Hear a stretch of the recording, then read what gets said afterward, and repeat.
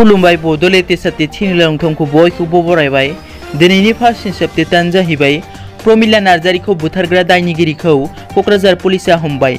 थांनाय 9 सेप्तेम्बर खालि क'क्राझार जिल्लानि सिङाव थानाय बिसमुरियाव बिटिआरनि सेरिकालचार बिफानाव साख्रि मावनाय प्रमिला नार्जारिखौ खास्रि बिस्रि बुथारना गालांनायजों लोब्बा थानाय दायनिगिरिखौ क'क्राझार पुलिसा हमनो हाबाय। दायनिगिरिखौ क'क्राझार जिल्ला रम्फल बिलनि 39 बोसोर बैसोनि गणेश नार्जारि होनना सिनायथिनाय जादों। मख'नो गोनांदि बे जाथायनि सायाव पुलिसा गोख्रोङै नायबिजिरगासिनो दं होननानै मिथिनो मोननाय जादों। नैथियाव दङ धेमाजि जिल्लानि भद्रेश्वर बसुमतारि रेल बिफानाव लक' पाइलट मासियाव साख्रि मोनबाय। बर' बिजोंजों फरायनानै गावनि नांथाब नाजानायनि गेजेरजों धेमाजि जिल्लानि सिङाव थानाय जनाय हालामनि माइदांस्रि गामिनि थागिबि बिफा मिहिराम बसुमतारि आरो बिमा थेलेब बसुमतारिनि फिसाज्ला भद्रेश्वर बसुमतारि बिथाङा रेल बिफानाव लक' पाइलट मासियाव साख्रि मोनबाय। मख'नो गोनांदि बिथाङा जनाय दखरा दुलाराय बर' फरायसा आफादनि लोगो गाहाय नेहाथारि बिबानाव खामानि मावगासिनो दंमोन। थामथियाव दङ बाक्सा जिल्लानि बर'मायाव एबसुआ भेन्सार फरायसालिफोरखौ सरखारि खालामनायनि सायाव फोरोंगिरि सावरायमेल खुङो।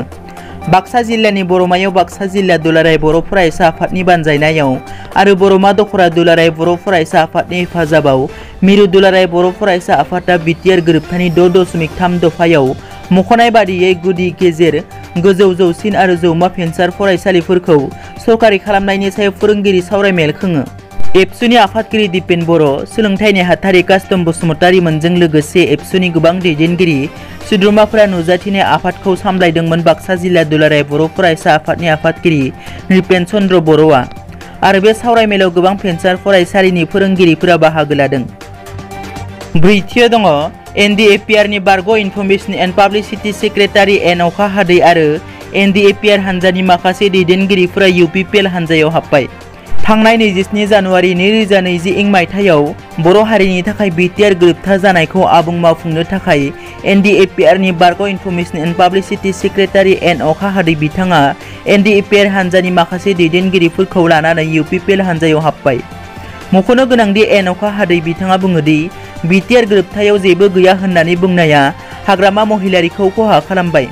बेनिखायनो हाग्रामा महिलारि बिथांनि बिपिएफ हानजाया सरकाराव फैनो हानाय नंला होननानै बुंथियो। बाथियाव दङ आलिपुरदुवाराव पुलिसा नंखाय रांनि बिलाइ आरो सना बोखांदों। वेस्ट बेंगल रायजोनि आलिपुरदुवारनि बिरपारा ओनसोलनिफ्राय पुलिसा 1 कौटिनिबो बारा बेसेननि सना बोखांनो हादों। बेटेलियन आरो कचबिहारनि कटवारी पुलिस थानानि जथायै खालामनाय नायगिदिंनायाव गोबां बेसेननि सना बोखांनो हायो। मिथिनाय बादिब्ला पुलिसा सनाजों लोगोसे नंखाय 500 आरो 2000 रांनि बिलाइबो बोखांनो हादों। बे नंखाय रां बिलाइ आरो सना दैथायनायाव गासै 9 फालांगिरिफोरा लोब्बा दंमोन आरो बिसोरखौ पुलिसा हमनो हादों। हमजानाय सुबुंफोरा फारियै साधन बर्मन, टाइबर आली, बजरुल रहमान, आनन्द चन्द्र शील, आसमान गानी, सुजित सरकार, रेजाउल कारिम, आशराफ मोहम्मद आली आरो धनेश दासमोन। दथियाव दङ 10 बोसोरसिम बेखेवजायै तामुलपुरनि गुवाबारिनि गोदै देहा फाहामसालि। थांनाय 10 बोसोरावनो बाक्सा जिल्लानि तामुलपुर बिधान सभा बियाबनि सिङाव थानाय भारत भुटान सिमनानि नाग्रिजुलिनि गुवाबारिनि गोदै देहा फाहामसालिखौ बेखेवनाय जायासै। देहा फाहामसालिया लुखांनायनि उनावबो मानि जाहोनाव बेखेवनाय जायाखै दासिमबो मिथिनो मोनैयाव रायजो राजाफोरा साननो गोनां जादों।